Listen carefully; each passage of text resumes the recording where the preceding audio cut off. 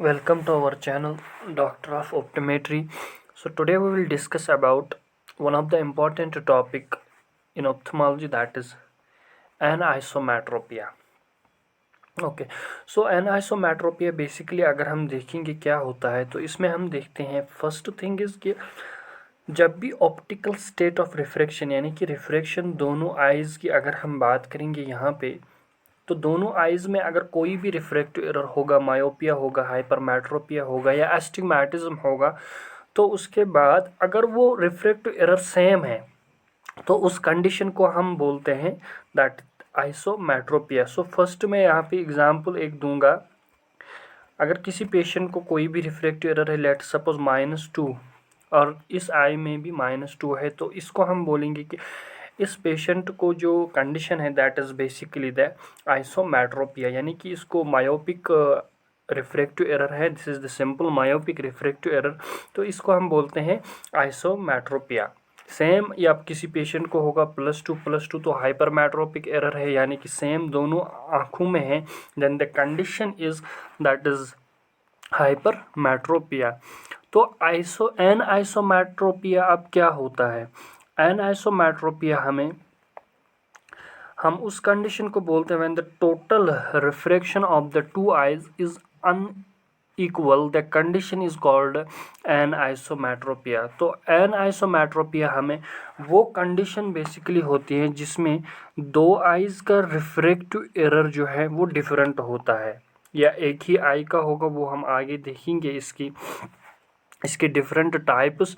तो एनिसोमेट्रोपिया अगर हम कहेंगे अब the total refraction of the two eyes is unequal, the condition is called anisometropia. So जब भी हमें दोनों आँखों में डिफरेंट रिफ्रैक्टिव एरर होगा, अनइक्वल होगा, तो उस कंडीशन को हम बोलते हैं एनिसोमेट्रोपिया। अब हमें देखना है कि एनिसोमेट्रोपिया हम कब बोल सकते हैं और कितने डिफरेंस के बाद हम यहाँ पे बोल सकते हैं कि इस पेशेंट को एनिसोमेट्रोपिया है।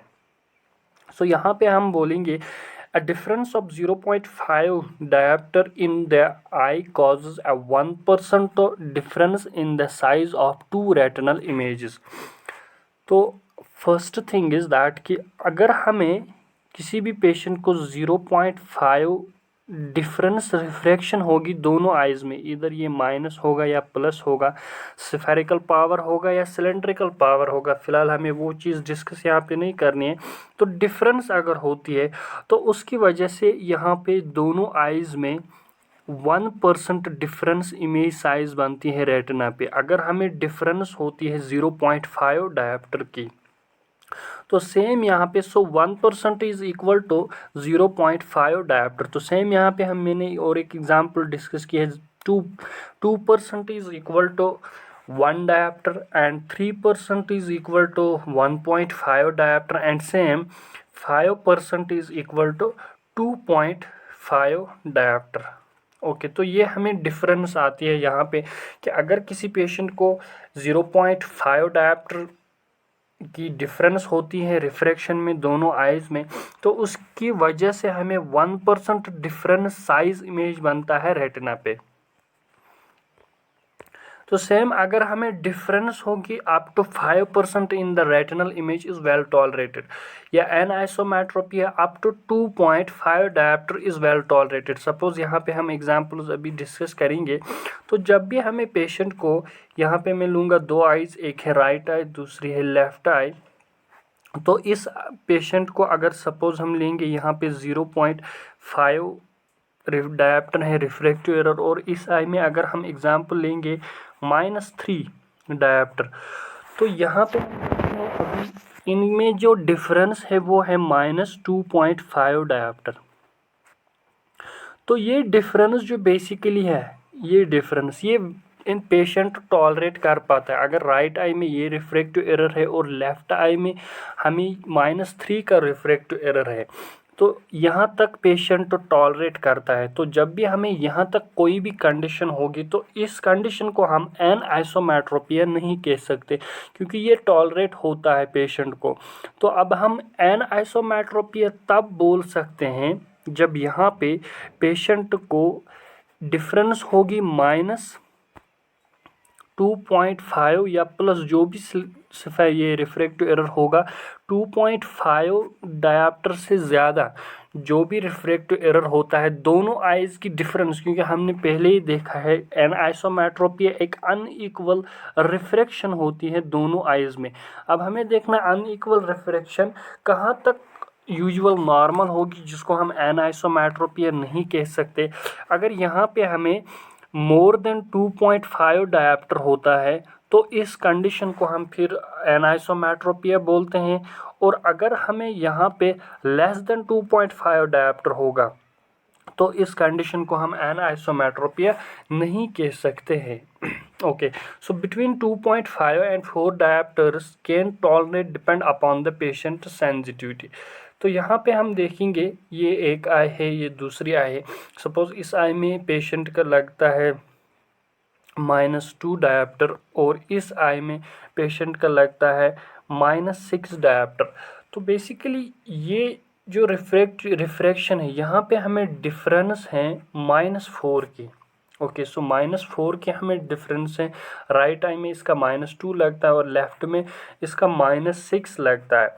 -4 की डिफरेंस है, तो इस कंडीशन को हम बोलते हैं कि ये कंडीशन जो है that is basically called as the anisometropia and the patient have a simple myopic anisometropia. तो इस कंडीशन में पेशेंट को सिंपल मायोपिक एनिसोमेट्रोपिया बोलेंगे। अभी हम आगे से इनको डिस्कस करेंगे इन डिटेल इसके टाइप्स, तो वहाँ पे हम समझ जाएंगे बेसिकली क्या ये चीज़ होती है।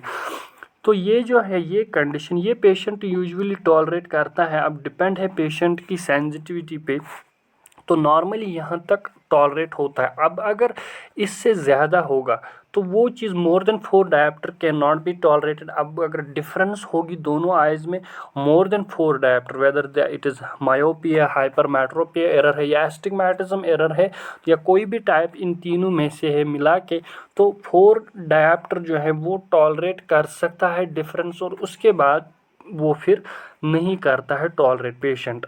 तो इसके बेसिकली 2 इम्पॉर्टेंट कॉजेज़ है क्यों होता है एनिसोमेट्रोपिया। सो फर्स्ट काज जो इसका है that is basically the congenital and developmental anisometropia occur due to the differential growth of 2 eyeballs. क्योंकि डेवलपमेंटल पीरियड जब होता है बच्चे में तो उस टाइम क्या होता है, ग्रोथ जो होती है दोनों आइज़ की वो डिफरेंशियल पीरियड्स में होती है, एक की पहले होगी एक की बाद में होती है, जिसकी वजह से फिर एनिसोमेट्रोपिया रहता है। ये होता है एक काज जो कि कंजेनाइटल है। और दूसरा काज जो है वो है एक्यूर्ड एनिसोमेट्रोपिया में क्या होता है, इट में occur due to asymptomatic age changes uniocular aphakia हमें पता है दैट इज़ विदाउट लेंस। तो कोई भी पेशेंट है, सपोज ये इसके किसी पेशेंट के हमने एग्जाम्पल लिए हैं, 2 आइज़ हैं, तो इसमें इसका बिल्कुल ठीक है, नॉर्मल है, लेंस फिट। तो उसके बाद इसमें यहाँ पे पेशेंट अभी यूनिओक्यूलर एफेकिया है। तो इस कंडीशन की वजह से यहाँ पे पेशेंट रहेगा हाइपरमेट्रोपिया। तो जिसको हम कह सकते हैं कि पेशेंट को हाइपरमेट्रोपिक एनिसोमेट्रोपिया है। तो हाइपरमेट्रोपिक एनिसोमेट्रोपिया यूजुअली यहाँ पे अब रहेगा, it is because of the aphakia, क्योंकि इस पेशेंट में लेंस नहीं है। ओके, सो आफ्टर दैट या और एक काज है after removal the cataractous lens और due to the implantation of IOL of wrong power. जब हम कैटरेक्ट सर्जरीज करते हैं तो कैटरेक्ट सर्जरीज के बाद अगर कुछ कॉम्प्लिकेशंस होती हैं जिसकी वजह से फिर हम लेंस नहीं डाल पाते हैं, लेंस नहीं डालेंगे तो पेशेंट रहता है एफेकिया। ओके, जब हम लेंस यहाँ पे नहीं डाल पाते तो पेशेंट रहेगा एफेकिया, और उसके बाद फिर पेशेंट ऑटोमेटिकली एनिसोमेट्रोपिया बनेगा। और दूसरी कंडीशन इसमें है, जो हम लेंस डालेंगे यहाँ पे, जो हमें आयोल पावर निकालना था विद द हेल्प ऑफ कैरोटोमेट्री, और ये एसिकेन से हम जो निकालते हैं एंटीरियर पोस्टीरियर एक्सियल लेंथ हम उसमें निकालते हैं, वो अलग टॉपिक है। आयोल पावर कैलकुलेशन कैसे हम निकालेंगे, तो आयोल अगर हमने यहाँ पे रॉन्ग पावर का डाला जिसकी वजह से पेशेंट बनता है यहाँ पे एक्यूर्ड एनिसोमेट्रोपिया। सपोज अगर पेशेंट को लगता है +20 डायोप्टर, हमने डाला है +24 डायोप्टर, तो इसकी वजह से फिर यहाँ पे पेशेंट रहता है हाइपरमेट्रोपिया या मायोपिक, इसका फिर रिफ्रैक्टिव एरर आएगा। और इसी तरह अगर हमने +16 डाला है तो इस पेशेंट को जो नॉर्मल आयोल है वो +20 डायोप्टर है। तो इसके बाद फिर हमें इसको +4 ऐड करना है, तो इसमें हमें -4 इसको करेक्शन देनी है, फिर जाके ये बराबर होगा +20 के बराबर। सो वही हमें कहते हैं due to the implantation of IOL of wrong power. तो ये कंडीशन इसमें हो सकती है। तो इन चीज़ों की वजह से पेशेंट एनआइसोमेट्रोपिया रहता है। First one is that is uniocular aphakia इसमें होता है, या जब हम रिमूव करते हैं कैटरेक्ट लेंस पे पेशेंट एफएकिया तो इसमें रहेगा। और उसके बाद और एक काज है, जब हम इम्प्लांट करते हैं आयोल तो वो रॉन्ग पावर का होता है, जिसकी वजह से यहाँ पे पेशेंट जो है वो एनआइसोमेट्रोपिया रहता है। ओके, सो उसके बाद हमें क्लिनिकल टाइप्स है। क्लिनिकल टाइप्स में हमें फर्स्ट आता है सिंपल एनआइसोमेट्रोपिया। सिंपल एनआइसोमेट्रोपिया वो होता है जिसमें हमें वन आई नॉर्मल होगी, that is emmetropia, and other eye इधर मायोपिक। एक आई जो है वो मायोपिक होगी, उसमें होगा सिंपल मायोपिक एनआइसोमेट्रोपिया, और hypermetropia that is simple hypermetropic anisometropia. तो ये दो कंडीशंस हैं इसमें। मैं यहाँ पे आपको एग्जाम्पल्स दूंगा। First one is that is simple myopic anisometropia. हम कब बोल सकते हैं? तो सिंपल मायोपिक एनआइसोमेट्रोपिया उस कंडीशन को बोलेंगे हम जब एक आई तो नॉर्मल होगी, कोई भी रिफ्रैक्टिव एरर इसमें नहीं होगा, और दूसरी आई जो है उसमें होगा ये refractive error that is -2.7 dioptre और -3 डायोप्टर, -4 डायोप्टर, -5 डायोप्टर, या कोई भी होगा, लेकिन सिंपल होना चाहिए। सिंपल मायोपिक एनआइसोमेट्रोपिया, इसके साथ कोई भी सिलेंड्रिकल नंबर अगर ना होगा तो उस कंडीशन को हम बोलेंगे सिंपल मायोपिक एनआइसोमेट्रोपिया। और यहाँ पे हमें ख्याल रखना है ये भी कि जब -2 फिलहाल हम मायोपिया की बात करेंगे, -2.5 डायोप्टर से ज़्यादा जब रिफ्रैक्टिव एरर होगा तो उस कंडीशन को हम बोलते हैं सिंपल मायोपिक एनआइसोमेट्रोपिया। क्योंकि यहाँ पे हमने देखा ऑलरेडी -5% ऑफ इमेज जो है, 5% ऑफ इमेज टॉलरेट जो है वो कर सकती है रेटिना, और उसके बाद अगर ज़्यादा होगा तो उस कंडीशन को हम बोलते हैं anisometropia. So more than 2.5 dioptric difference in the two eyes, तो उस कंडीशन को हम सिंपली बोलेंगे एनआइसोमेट्रोपिया। और यहाँ पे जो हमें कंडीशन है वो है सिंपल मायोपिक एनआइसोमेट्रोपिया। एक आई इसमें नॉर्मल होगी बिल्कुल, दूसरे में उसमें कोई भी रिफ्रैक्टिव एरर नहीं होगा, और दूसरे में ये रिफ्रैक्टिव एरर्स हो सकते हैं -2.75, -3, -4 और -5। तो इस कंडीशन को हम बोलेंगे सिंपल मायोपिक एनआइसोमेट्रोपिया। और दूसरी कंडीशन जो इसमें है वो है simple hypermetropic anisometropia. Same condition, one eye is normal, उसमें कोई रिफ्रैक्टिव एरर नहीं होगा, और दूसरी आई जो है उसमें मोर देन +2.5 डायोप्टर से फिर जो भी फिर रिफ्रैक्टिव एरर होगा इससे ज़्यादा, लेकिन सिंपल होगा, तो उस कंडीशन को हम बोलेंगे यहाँ पे सिंपल हाइपरमेट्रोपिक एनआइसोमेट्रोपिया। ये होता है इसका फर्स्ट टाइप। और दूसरा टाइप जो इसका है वो है कंपाउंड एनआइसोमेट्रोपिया। कंपाउंड एनआइसोमेट्रोपिया में हमें क्या कंडीशंस होती है? देखो, इसमें हमें वेयर बोथ द आइज और either hypermetropia that is compound hypermetropia anisometropia, और the myopia that is compound myopic anisometropia, but one eye is having high degree of refractive error than the other. तो इस condition में हमें ये होती है कि दोनों आइज़ जो हैं वो बेसिकली यहाँ पे एनआइसोमेट्रोपिया होगा, जबकि दोनों आइज़ जो है एक में हाइपरमेट्रोपिया हो सकता है, तो दोनों आइज़ में हाइपरमेट्रोपिया हो सकता है, या दोनों आइज़ में मायोपिया हो सकता है। अब यहाँ पे कंडीशन है, या तो पेशेंट को होगा कंपाउंड हाइपरमेट्रोपिया एनआइसोमेट्रोपिया दोनों आइज़ में, या तो कंडीशन होगा मायोपिक कंपाउंड यानी कि कंपाउंड मायोपिक एनआइसोमेट्रोपिया। बट एक आई में ऐसी कंडीशन है जिसमें high degree of refractive error होगा देन द अदर। तो देखो कंडीशन यहाँ पे क्या है, लेट अस सपोज कि एक कंडीशन है कंपाउंड हाइपरमेट्रोपिया एंड आइसोमेट्रोपिया। तो यहाँ पे हम देखेंगे, यहाँ पे मैंने लिया है +3 dioptre, okay, spherical and +2.75 dioptre cylindrical into 90 degree. तो ये हम राइट आई में लेंगे और लेफ्ट आई में इससे ज़्यादा जो रिफ्रैक्टिव एरर है वो है +6 डायप्टर, ओके। तो +6 डायप्टर है या +3 सिलेंड्रिकल नंबर इसका लगता है, क्योंकि डिफरेंस अगर हम यहाँ पे इन रिफ्रैक्टिव एरर्स में देखेंगे, लेट सपोज +3 डायप्टर है, ओके, और ये राइट आई में, लेफ्ट आई में +6 डायप्टर है।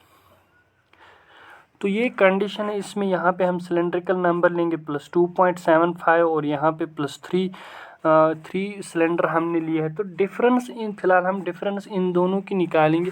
तो डिफरेंस इनमें ज़्यादा है +3 की डायप्टर, क्योंकि हमने ऑलरेडी एन आइसोमेट्रोपिया देखा है। एन आइसोमेट्रोपिया हमें कंडीशन है जिसमें मोर देन 2.5 रिफ्रैक्टिव एरर होगा, और कंपाउंड हम इसको इसलिए बोलते हैं क्योंकि इसमें फिर सिलेंड्रिकल नंबर्स भी साथ होते हैं। सिंपल में सिलेंड्रिकल नंबर साथ नहीं होता है। तो जब भी हमें इस टाइप की रिफ्रैक्शन देखने को मिलेगी तो उस कंडीशन को हम बोलेंगे कंपाउंड हाइपरमेट्रोपिक एंड आइसोमेट्रोपिया। या और एक एग्जांपल हम यहाँ पे ले सकते हैं, दैट इज सपोज हम लेंगे +1, ओके, एंड +0.5 सिलेंड्रिकल, ये स्फेरिकल नंबर है, एक्सिस हम कुछ भी ले सकते हैं। एंड यहाँ पे हम लेंगे +4 +1 सिलेंड्रिकल, एक्सिस हम कुछ भी ले सकते हैं यहाँ पे।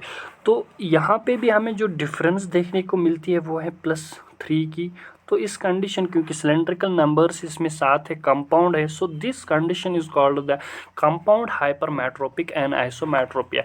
अब अगर हमें रिफ्रैक्टिव एरर ऐसा होगा, लाइक हमें है +1 या +4 में यहाँ पे लूँगा, okay, with cylindrical number +1, and दूसरा मैं यहाँ पे लूँगा +5 एंड +1 सिलेंड्रिकल, सेम हम लेंगे। एक्सिस हम 81 180 भी ले सकते हैं, 90 भी, या कोई भी एक्सिस हम फिलहाल लेंगे यहाँ पे, उससे हमें कुछ मसला नहीं है।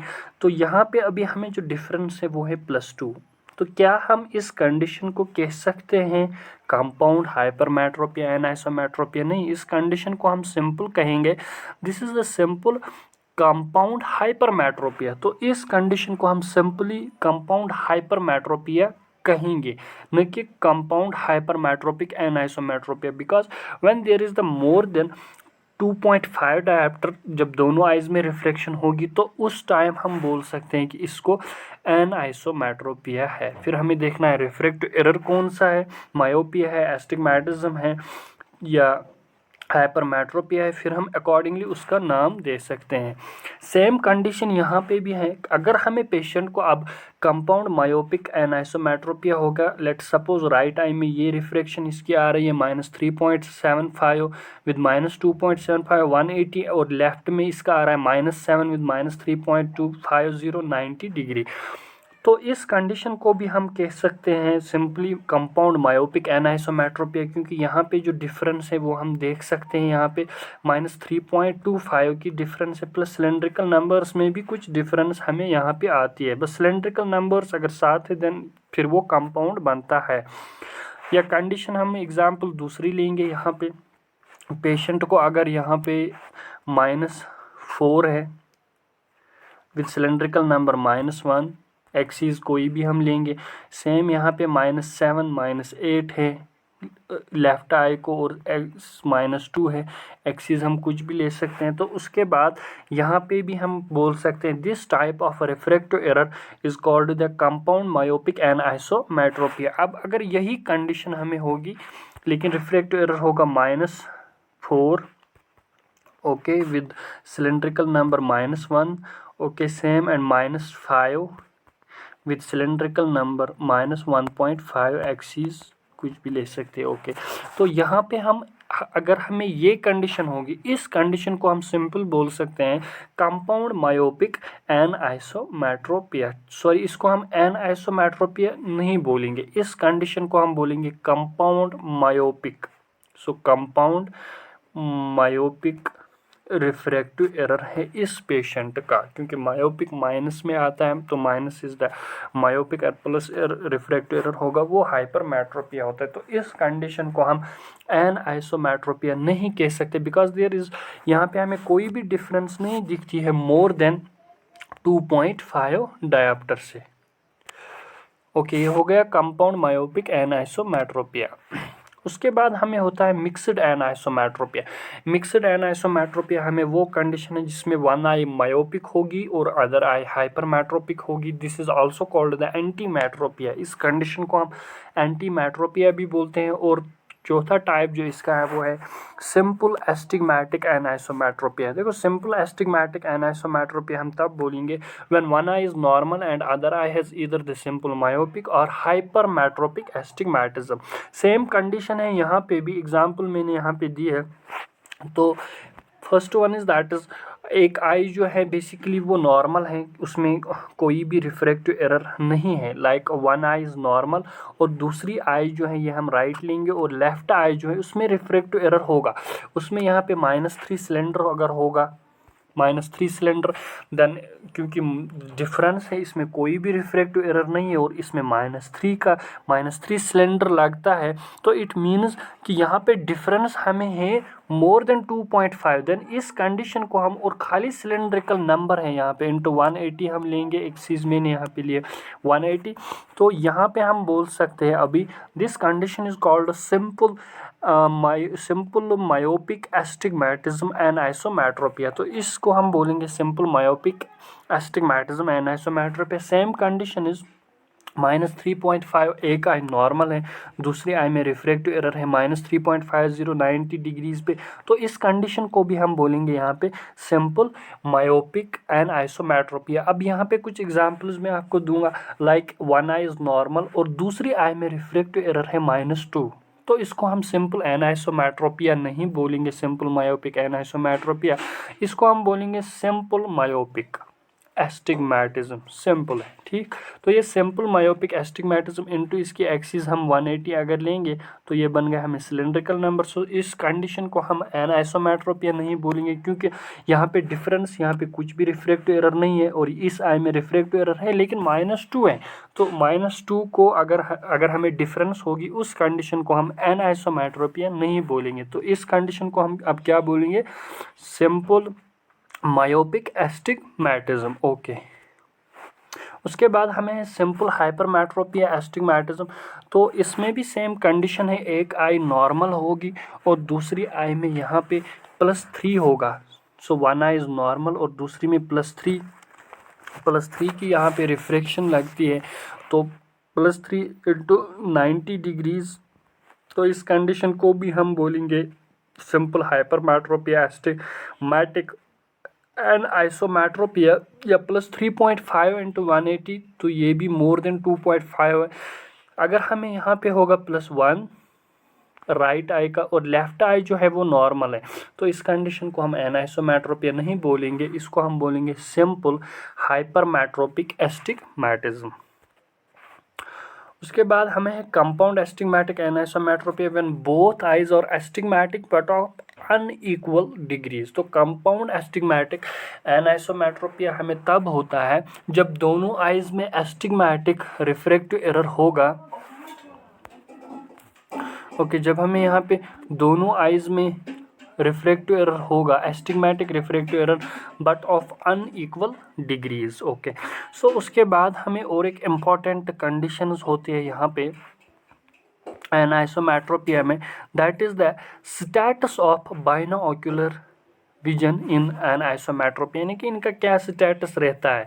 इसमें 3 पॉसिबिलिटीज़ होती है। The first possibility is that कि binocular single vision is present in small degree of anisometropia less than 3 dioptre, यानी कि एक पेशेंट की कंडीशन, इसमें दोनों आँखें, तो इनमें डिफरेंस अगर होगी less than 3 dioptre, refractive error कुछ भी होगा, मायोपिया, हाइपरमेट्रोपिया और एस्टिग्मेटिज्म।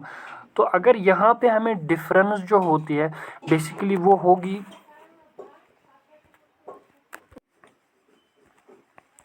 ओके, तो यहाँ पे हम देख रहे थे first part that is binocular single vision. तो binocular single vision is present when in small degree of anisometropy less than 3 dioptre. तो यहाँ पे अगर पेशेंट का लेस देन 3 डायप्टर होगा, सिंपली उसे लेस देन 3 डायप्टर जब होगा, तो इस पेशेंट को दोनों आइज़ में बिल्कुल विजन ठीक होगा। बाइनोक्यूलर दैट इज बाइनोक्यूलर, ये दोनों आइज़ यूज़ करेगा और बाइनोक्यूलरिटी इसमें प्रेजेंट होती है। अगर रिफ्रैक्टिव एरर डिफरेंस होगा लेस देन 3 डायप्टर से, सो एग्जांपल मैं यहाँ पे लूँगा, अगर इस आई में है इसका +1 डायप्टर, ओके, और इसमें है इसका +3.75 डायप्टर, तो ये यहाँ पे जो हमें डिफरेंस देखने को मिलती है वो है +2.75 की डिफरेंस। तो इस कंडीशन में हम यहाँ पे जनरली देखेंगे, इस कंडीशन में हमें बाइनोक्यूलरिटी पेशेंट में मौजूद होगी। ये एक पॉसिबिलिटी है इसमें।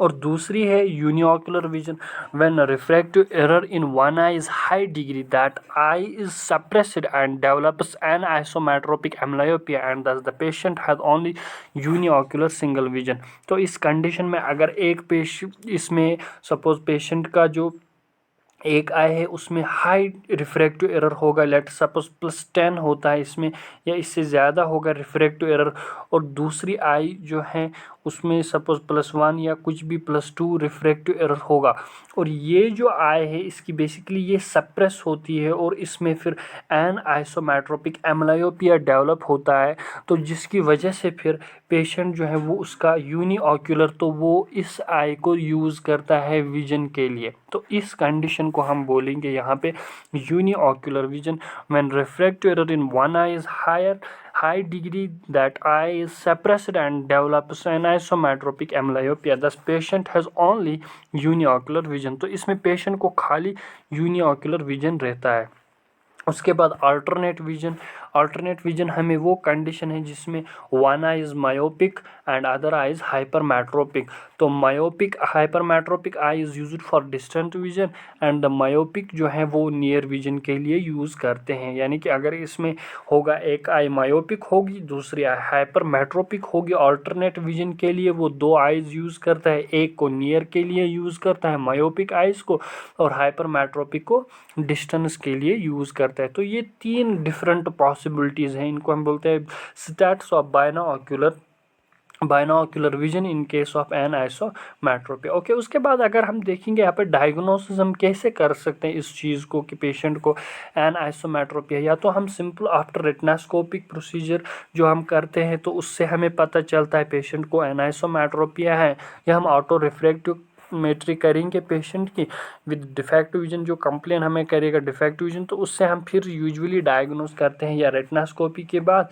या ऑटो रिफ्रैक्टोमेट्री के बाद हमें पता चलता है पेशेंट को एन आइसोमेट्रोपिया है। तो अब ट्रीटमेंट, अगर आप पेशेंट को है ये चीज़ें तो उसको हम क्या ट्रीटमेंट दे सकते हैं। फर्स्ट हम स्पेक्टिकल्स दे सकते हैं अप टू 4 डायप्टर, क्योंकि 4 डायप्टर हमने पहले ही डेफिनेशन में डिस्कस किया कि वो टॉलरेट कर सकता है पेशेंट। तो अगर डिफरेंस होगी 4 डायप्टर से ज़्यादा, उसके बाद फिर डिप्लोपिया होता है। तो स्पेक्टिकल्स हम दे सकते हैं जनरली एनाइसोमेट्रोपिया में, मगर तब तक हम दे सकते हैं जब डिफरेंस होगी दोनों आइज़ में 4 डायप्टर्स मैक्सिमम, तो उसके बाद फिर पेशेंट का डिप्लोपिया होता है विच इज़ अनटॉलरेबल।